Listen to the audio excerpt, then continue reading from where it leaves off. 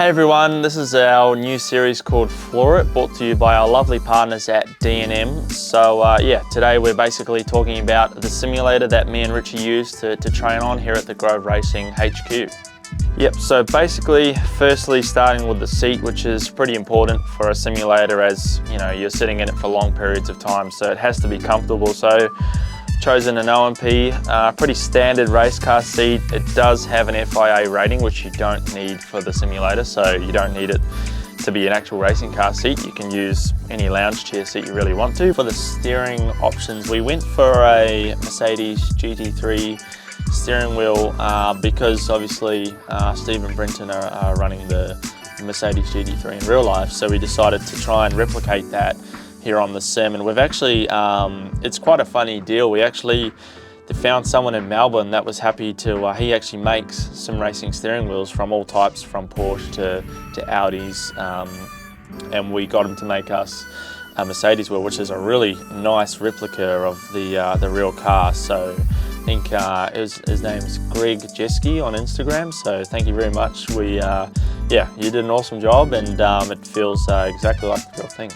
So for the shifter, we decided to go for a Sim Magic sequential shifter. I've used one of these on my personal sim, and it actually feels pretty good for trying to create that sort of artificial feeling of actually changing gears without having a gearbox to feel. So yeah, it works pretty well. We've had to sort of turn it around to get it placed to get the dimensions right from the steering wheel to the gear lever. So it's got some nice buttons down here which we can use. So for the monitors, it's very important to make sure you get high quality, high definition, high response time for having monitors on a simulator. So we decided to go for the 32-inch.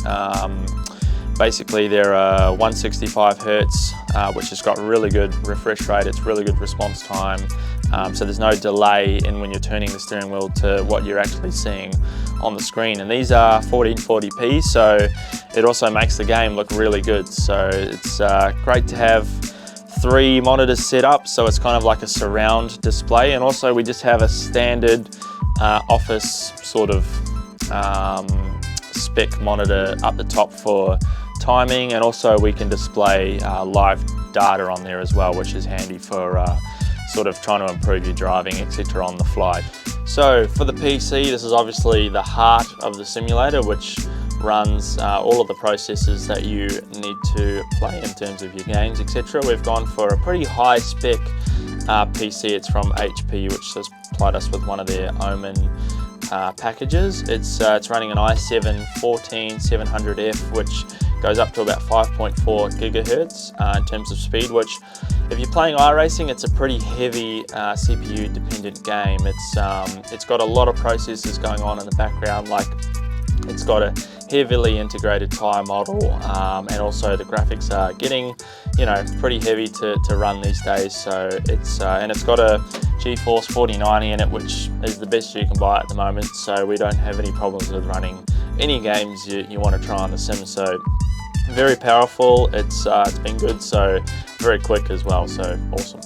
So it's all well and good to have a really good simulator set up in our pretty much dedicated room here, but we found the lighting was actually really bad. We've got a huge window looking outside, which actually was pretty poor lighting for the screens. We couldn't really see anything when we were driving. So the guys at D&M really hooked us up with these drapes. They are fantastic, fully can black out the whole room, and it really immerses you in the sim, and yeah, puts you in there, making it feel like you're kind of almost driving it properly in real life. So it's really cool to have these in here, and they really help out a lot.